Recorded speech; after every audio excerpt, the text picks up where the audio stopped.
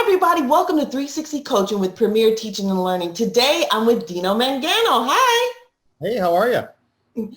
I love coaches and I love people who do just dynamic things. So today, he's going to share so much with us. And he even has a freebie at the end, so stay tuned.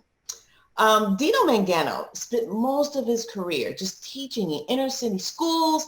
With short stints, he's been a dean for student instruction and an instructional coach. His heart has always been aligned with classroom practices. He supports students directly, and now he enjoys teaching at Mountain Oaks High School in Norfolk, California, where he focuses on students to constantly build their self-esteem in a variety of interests you guys are going to see today. And he has experience with academic success, project focus, and environment. He has worked with up-and-coming teachers as well. And he's a professor too at the UC Merced Teacher Prep Program. So we love our teacher prep programs, and we love the educators who teach in those programs. So, and in case he hasn't had a lot on his plate or he wasn't busy enough, he's an independent coach. So if you need him, make sure you reach out to him. He works with teachers one-on-one to help them provide the support they need in the classroom. So welcome, Dino. Thank you for having me. Appreciate it. So today he's going to share great stuff. It looks like it's student ownership with reading process. So tell me a little bit about that and let's dive in. Absolutely. So like you said, I've been teaching for a while in the high school level. Mostly social studies, a little bit of ELA. And one thing I've noticed as a pattern with all my students is when they get reading assignments or when they're asked to read in class, it's always given to them in a less than entertaining or negative way. So it's homework or it's graded or there's a quiz at the end and they don't take any ownership of it. It's something that they have to do. And because of that, they don't often grow as quickly in their reading as we would like them to. So a focus of mine for the last few years has been building student ownership in the reading, no matter what the content class is. So we're going to talk a little bit about that today. This is going to be a short little snippet of what I normally do with my class at the teacher prep program. So it's sort of like an appetizer of the whole reading meal. No, I'm excited. I'm so excited about what's to come. So real quick, I always like to give people a little bit of background on who's talking at them. So that's me. And I put a couple pictures on here of the things I love most. So all my different roles, you already mentioned, teacher, coach, trainer. You're going to get at the end of this, I'm going to send you guys a copy of my ebook that I just wrote last year. It's focused on new teachers. It's called the New Teacher Survival Guide, but in all honesty, it can't hurt for veterans either. Get a little reminder on what's important. So the pictures I have here are two things that are near and dear to my heart. My students, number one. So that's a picture of a school I taught at in Detroit, Michigan. My favorite day, I'm a high school teacher. So the goal is success at the next level. So graduation day was like the highlight of my year. So that's one of my kids, Crystal. She was one of those kids that really struggled at first, but kicked butt once she got through her junior and senior year and really succeeded. And the second picture is I moved to California fairly recently, 3-4 years ago, but man, I love it out here. And that was the first time I went to Yosemite. So I absolutely love it here. No, I still haven't been. I definitely got to go to Yosemite, but yes, I love California. Yosemite is breathtaking. It's you go there and you just look up and you feel like a tiny little ant because I mean these huge mountains are just coming straight up out. So that's that feeling where my arms are like that's kind of how I felt inside. I was like, man, this is incredible. So yeah, two of my favorite things, California and my students. So today we're going to do something. We're going to do some experiential learning, and I put a third bullet point on there that's not normally on there. And let me explain why I did that. Normally, this is something we do, obviously, in person. We would all be in a room right now. We'd all be talking with each other and interacting with each other. And we would be switching between you guys having your student hat on and your teacher hat on. We're going to still attempt to do that, but with COVID, we have to add the little online twist to it. So we're going to do our best, and I want you guys to try and make that switch as we go through this presentation, and you'll see where that switch is made, and I'll point it out. So we're going to experience something as a student, reflect on it as a teacher, and think about how we would use that in our own classrooms. Okay, just a quick agenda. We're going to go over norms. We'll do that in the next slide. We'll talk about metacognition. So everything we're talking about today revolves around metacognition. We'll get a little bit to that later. The two of us are going to model this process for you of using metacognition to read, whether it's a simple or difficult text. Any text that's not familiar to our students, they're going to need to think about what's going on in their own head. And then we're going to actually have you try it, and I'll talk about that in just a second. The reflection piece is very important. You really don't learn as much as you can in any environment unless you reflect on it at the end. And then, of course, shoot you a copy of the book at the end. Yay! I know. can't go wrong with free stuff. Okay, so norms. Because this is recorded and online and we're not in a room together, which would be optimal, we're going to have to trust you to participate. What won't work is if you sit back with your coffee, relax, and just watch this. You may learn a few things, but you're not going to get as much out of this as you need to. We really need to dive put that student hat on and dive in as a student, and you can't do that without a pen and a piece of paper. So I would suggest while you're listening, go grab that right now. Hit pause if you need to. Go grab something to write with and write on, because that's going to make this valuable. Okay, I went to get my pen. I am ready. She's ready. She's ready. And she's going to be the generic student today, so since you guys aren't here. So you'll see that in a second. I want you guys to envision this, what it would look like in your own classroom. This isn't something that's just sort of nebulous, theoretical in the class. I want you to think, what will this look like in my room? Think about your specific kids. Think about the way the room is set up, everything like that. And most importantly, it's going to be very important that you're willing to share out your reflections and your thoughts at the end. And there will be a slide for that, you'll see. Okay, metacognition. This is a word I start every school year with as the first vocab word in my classrooms. I want students to understand, they see this word, it's a huge word, they think it's going to be complicated. It's not complicated. It's just thinking about your own thinking, and that's the student-friendly language I use with them. There's always something going on in their head, and especially with teenagers, there is always something going on in their head. They don't always notice what they're thinking. It's just going, and it just happens in the background. So when they're reading something that I give them to read, whether it's a novel, whether it's a primary source in a history class, it's important for them to notice what's going on in their head so they can see not just what they understand, but where their confusions are. And that's why it's important. Students will read something tough and they'll say, I don't get it, and they'll put it down, but they don't understand or think about why they don't get it. And you can't get past that roadblock unless you understand what the roadblock is. Wow. That is important for students becoming self-sufficient readers. It limits the time you have to spend as a teacher going around the classroom. Mr. Mangano, I don't get this one. Mr. Mangano, I don't get this one. If every time they come to a roadblock, they're constantly calling for you for help, they're not self-sufficient. If they come to a roadblock in a reading, a huge vocab word or a concept they don't understand, but they've already developed a toolbox of methods to get through that themselves and the confidence to use it, then that makes teaching in your classroom a whole lot easier, and it makes the growth in their reading ability much quicker. And it also, just thinking about, if they actually are thinking about it, it also helps them kind of solve their own problems and even get to the root of the problem to ask you exactly what they need, as opposed to the blanket statement of, I don't get it. So yes, I'm with you. I don't get it never helps anybody. What don't you get? I don't know what I don't. But then, yeah, we're stuck there. And to kind of go off on a little tangent, as a history teacher, I'm a big believer in teaching skills through the lens of history, not teaching historical facts. And I know there may be history teachers out there who are cringing as I say that. I don't need them to memorize a date. They can Siri and Google that. I need them to understand why and be able to argue both sides of an event historically and to tell me why that may happen again in the future. You can't ask Siri why an event happened. You can ask her when and how it happened or who was there.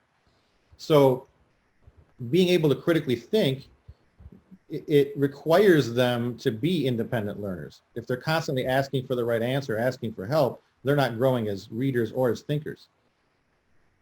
Yeah, you're preparing them for college. Yeah. Okay, so this is where I would normally ask for a volunteer from the class. So look, I have a volunteer in the green shirt raising her hand. So we are going to model this process called talking to the text, which is really metacognition in the reading process. I'm going to do it first, and then my volunteer is going to do it next, and then we will ask you guys to do it yourself. So we're going to use political cartoons today for our modeling. What you would do is you would have your partner write down your thoughts as you say them out loud. In a classroom with your students, you would ideally have paper copies of whatever the text is in front of every student. So I would print out a bunch of copies of this political cartoon. Every student would have this cartoon in front of them. As I look at the cartoon, thoughts are popping into my head. And this, the kids really love when you tell them, I don't care what the thought is, blurt it out. It doesn't even have to be related to the cartoon, blurt it out. Because the goal is not for them to give a right answer. The goal is for them to notice what's going on in their head as they look at this, even if what's going on in their head isn't necessarily related to the cartoon yet. You can help them grow into that through time. For example, if I'm an 11th grade student just after lunch and my teacher gives me this cartoon and says, blurt out what you're thinking, what I'm thinking is, I'm full, I could use a nap. If that's what's going on in my head, I need the student to blurt that out. They love this at first, and they always ask, can I curse? No, you can't curse. It has to be school appropriate. But yes, you can say things that are off topic, and we will slowly focus you over time into only on topic comments.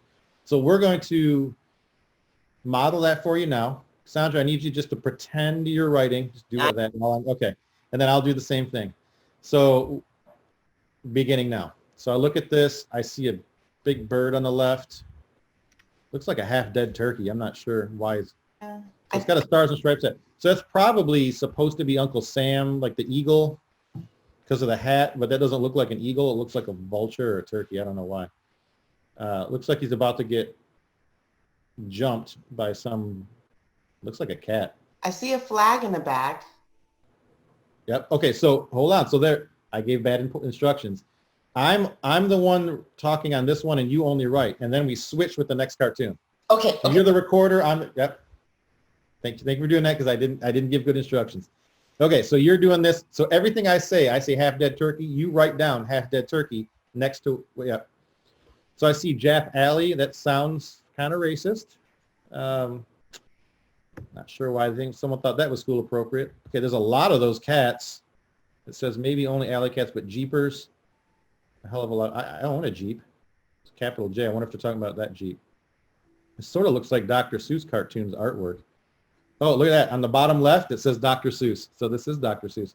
I didn't know Dr. Seuss did racist cartoons. That doesn't look like green eggs and ham.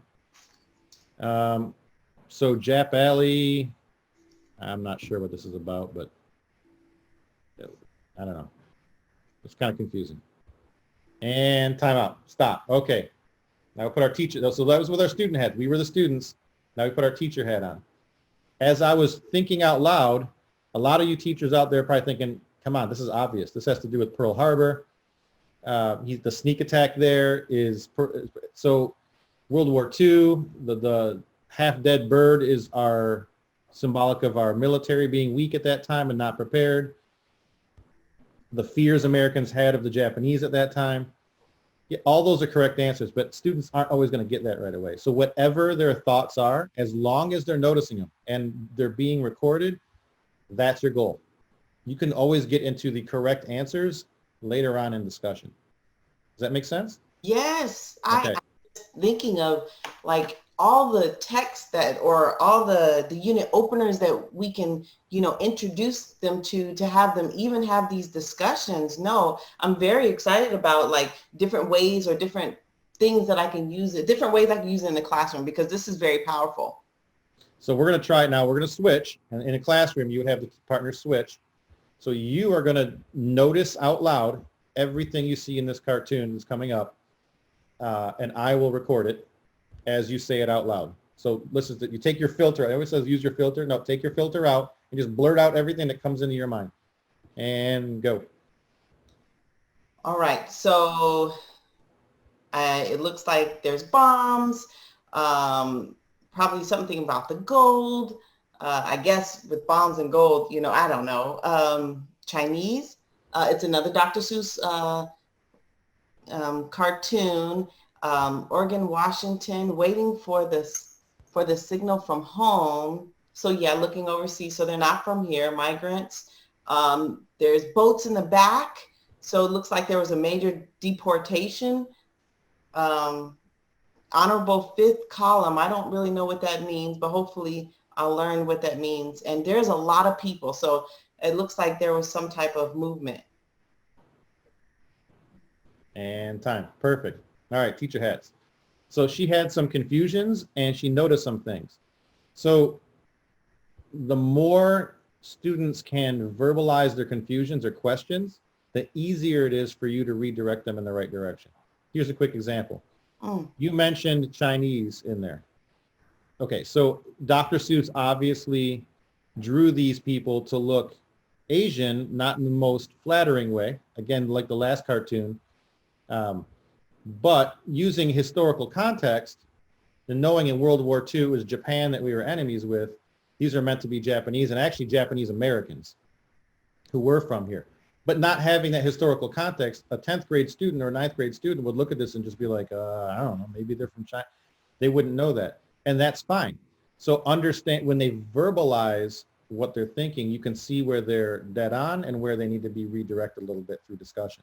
And the nice thing about this is as you have different groups throughout your class doing this, you don't need to redirect students all the time. If they have a confusion or if they're going off track a little bit, you might have another group on the other side of the classroom who is on track with what they're seeing, and you can stop and say, all right, this group share out, and that group sharing can get everyone else on track without you being the teacher having to be the sage on the stage saying, no, guys, this is what it really is. In that case, you might as well just be lecturing, and that would be a waste of time. So you are as a facilitator, it sounds like. And absolutely. I'm a big believer in the students doing most of the heavy lifting. And the thing with most classes, especially history, students tend to be given group work when it's a little bit surface level, and reading is always given as individual homework, whereas reading tends to be the heavy lifting mentally, and to have them be able to do the reading as a group in a structured way that's also safe emotionally, because a lot of students, the last thing you ever wanted to do growing up, I don't know, it's true for me, is when we're reading out loud in class and the teacher's like, all right, who's going to read next? And they call on you and everyone turns at you and they're staring at you. And all you can think of is, oh, please don't let me mispronounce a word. And it's like terrifying. I mean, especially for like middle school kids who are nervous about everything. You have 6th or 7th grader, they want to like just crawl under the desk when they're asked to read out loud. But that's reading out loud for the whole class. In this case, you're sharing thoughts to one other person. And it's usually a friend you're sitting next to. And so by sharing, so if let's say I was sharing with you, you'd be like, no, Dino, that's not Chinese, it's Japanese. I'm, oh, okay, good. And I didn't say that in front of the class and in my mind embarrass myself, which in reality, we as adults know it's a logical mistake to make, but for a 7th grader, they don't know. But you're right, but it also helps have those just general discussions about how do you know, what do you know, what is your background, how can you share, let me help you, without it being argumentative. So I love the fact that students feel free, like the barrier is lowered, so students feel free to just say what's on their mind so we can start, guiding the misconception. So yes, I'm excited. This works great. And so I've been talking about social studies. And I get a lot of pushback from math teachers, like how am I supposed to use this in a math class? There's an equation. The low-hanging fruit is to use it with story problems. You can put a story problem up there, have them talk about with their partner, how would you put an equation together? How would you solve this? But I've also seen this with just putting an equation on the board and having a debate, having students go up there and debate how to solve it or first discuss it in their pairs and then do have a pair volunteer to go up there and talk about it out loud. Well, first I saw this, so I was thinking maybe I need to move the X over here, but then I tried it and that didn't work. And as they're talking through the process of their thought process on how to solve it, the rest of the class can hear and see that process of what was going on in that student's head, and then see that, okay, that kid didn't get it the first, second, and third try, so I don't feel bad about not getting it the first, second, and third try. This can be done in absolutely any content. I've seen it used in PE. I've seen it used in music classes. I mean, forget about the core 4 classes. It's pretty easy to implement. Mm-hmm. It just takes someone showing you and practice. That's all. So here's what we're going to do now. We're going to reflect a little bit. So you, as participants, I would like you to take these questions, take a minute, and actually write down your answers. Or if you feel the need to type it, that's fine too. But I want you to record your answers. Don't just think them, record them. At any given point, whether it was me or Cassandra doing it, what was the reader doing? And at the same time, what was the listener doing while the reader was doing that? And then, stepping back as a teacher, how might this process build safety compared to whole class questioning? And what I mean by whole class questioning is, okay, guys, you read this story last night. Bobby, what was the main character doing? And then Bobby's put on the spot. So how does this help build safety compared to whole class questioning? So I would suggest hit pause, write down your thoughts, and as soon as you're done, hit play.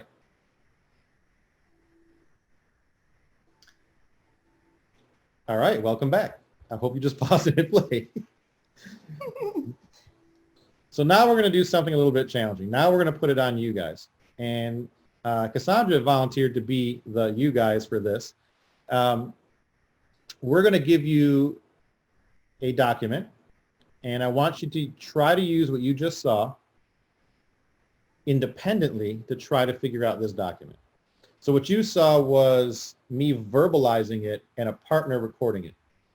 Now, if you're by yourself, this whole process can be done with one person, whereas I see something on the document, I think it, and I record it myself on my own document.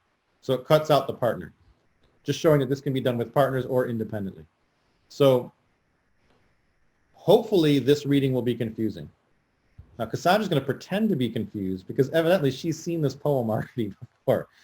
But we're gonna do our best acting job and pretend to be confused. For those of you who have not seen this poem before, it's called Hocked Gems. I was introduced to this poem through a training I did years ago, and I was baffled by it at first. It's very easy to read as far as the words. The words and sentence structure are pretty low level. The symbolism is very confusing. I use this in my classrooms in high school and with PDs, with teachers, and in my UC class.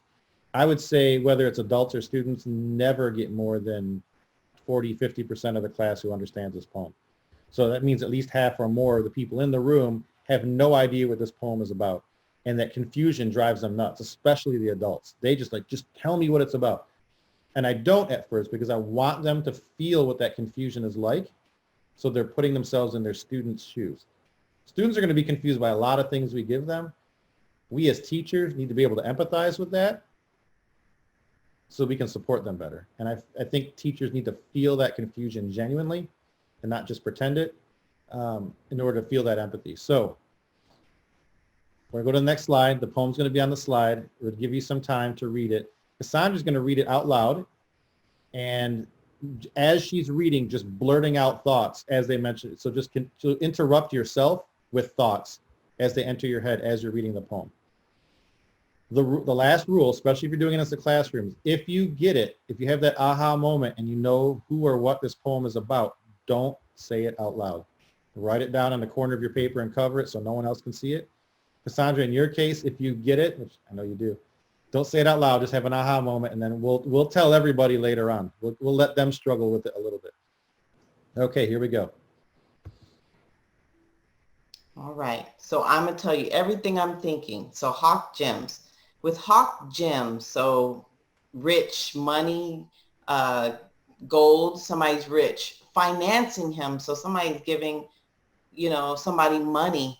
It's a person. Our hero bravely defied. Hero, I think, superhero, Superman, you know, all scornful laughter. So people are laughing now, just laughing. I am scornful. I guess just people are laughing. That's tried to deceive his scheme. So somebody's tricking somebody. An egg, so now we're talking about food. I'm confused. An egg, not a table. So now I'm eating, but I can't eat a table. An egg, not a table, typifies this, an unexplored planet. So now I'm in the moon. I'm in space. Planets. I know other planets. Okay, now 3 sturdy sisters. So I got a big family here. 3 sturdy sisters sought proof. It's a him and 3 sisters. Okay, I got a family. Foraging sometimes through calm vastness. I'm confused. Calm. I know sometimes my sisters are not calm. Yet more often over turbulent peaks, maybe, and valleys. Maybe we're in California. Ugh. Days become weeks. So this is over time, clearly. As many doubters spread fearful rumors. So doubters, my family, always spreading fearful rumors about the edge. I don't know. Maybe somebody's going to die here. At last, welcome winged creatures. Woo! So some type of, I don't understand how the bird relates to my sisters and family. Signifying momentous success. At last, welcome winged creatures appeared.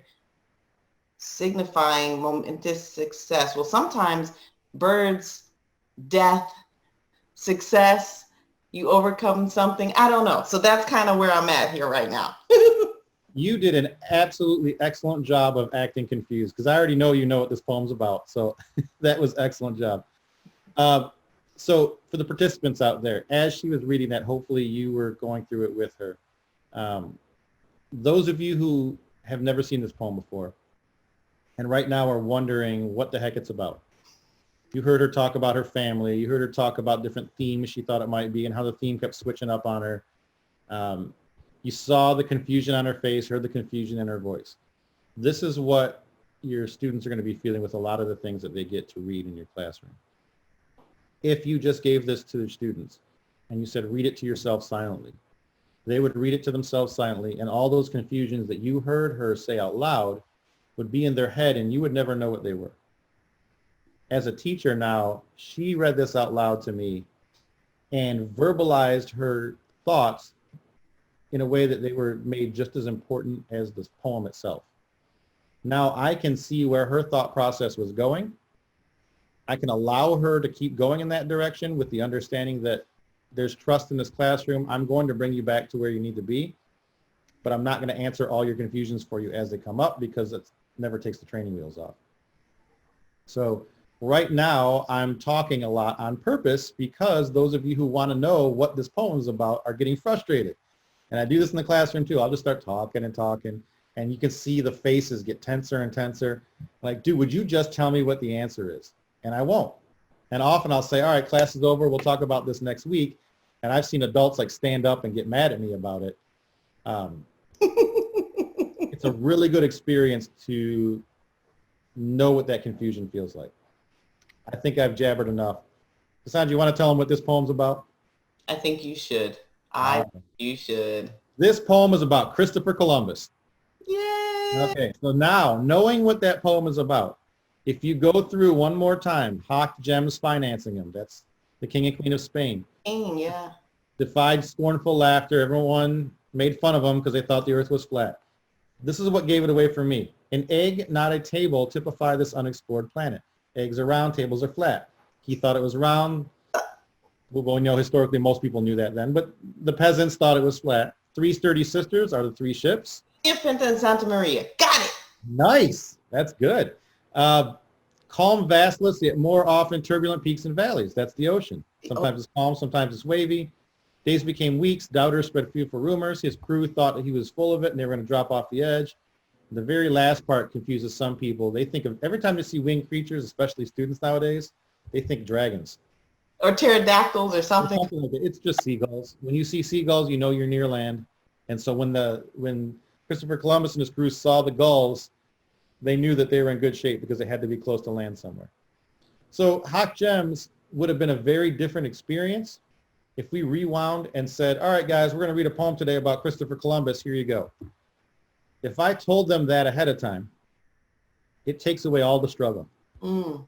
Their mind doesn't have to do any heavy lifting to figure out what the symbolism means. You want them to do the heavy lifting. You want them to verbalize the struggles in their mind so that you can help them get past it, not get them past it for them. So this is a very small snippet of a larger class in reading comprehension and having students take ownership of that comprehension. So hopefully had a little bit of fun. We're going to reflect now. Yes, I had fun. I love that poem because I've read it about 2,000 times now, but it's still a lot of fun watching people's reaction with it. So a couple reflection questions. Get your paper back out or type it up just like we did before. So how can these routines or strategies we talked about pair version of this or an independent version of this? How can it support your struggling students? So I want you to actually imagine some students you've had. Think of their faces, think of their names, think of the exact struggles they have in your classroom and how can this support them? Remember, we're not talking about theory here, we're talking about real world practice. And what do we do that promotes engagement and metacognition as it relates to the reading process? So jot down some of your thoughts. We're going to do the fake pause like we did before. So hit pause on your screen and then hit play as soon as you're done with your reflections. All right, welcome back. Hope you have that written down because now I'm going to ask you to share it. On this screen, first of all, thank you for joining us. I appreciate it. This is, like I said, a small little appetizer of some of the things I do with my coaching, whether it's independent teachers, PDs for districts. On the screen here, you see a few different things. There's a link and a QR code. They both go to the same thing. It's a quick little survey. And I say quick, I mean 2 questions. Click, click, you're done. And on that survey, you drop your email, and I'm going to email you directly the ebook, New Teacher Survival Guide. It's on Amazon, but I'll send you guys a free ebook copy. And then your feedback, your reflections, that we just got done writing out, that you spent time thinking about. I would love for you guys, and it's optional, but I would love to hear from you. I would love you guys to email that to the email address on the bottom of the screen, manganocoaching@gmail.com. If you would like thoughts about this or next steps you can take, or if you just want to kind of go back and forth about how it would look in your classroom, shoot me an email. So I'd like to hear your reflections about what we just did. And please do the survey because that's how you're going to get the free book. Wow. I am blown away because I'm just thinking about, I'm going back and thinking about how many, this is great for just a unit opener. How often can I use this? Because thinking is something that I've seen our teachers go away from, and it makes me sad. But hopefully we can go back to it and continue to have this in the classroom as an ongoing activity. Well, yeah, this can be used in so many different ways. And if you guys have questions about how to use it in your specific classroom, just shoot me an email. For example, in mine, the school I worked at in Detroit, one of the things we all agreed upon as a norm as teachers, we were all going to do a do now activity in our classes. 3 to 5 minutes at the beginning to get everyone focused in a fun and engaging way on what the lesson was going to be. So I just said, I'm going to get some routines going here because kids love routine. Every single day we're going to look at a political cartoon, the entire school year. So I got something like that every single day up on the screen. They would walk in, I'd high five them at the door, and they would just sit down, and without instructions, they knew exactly what they need to do. So look at that and write down my thoughts on it and share it with a partner. Then I'd take attendance and we would get started. But it was 3 to 5 minutes at the beginning of every class.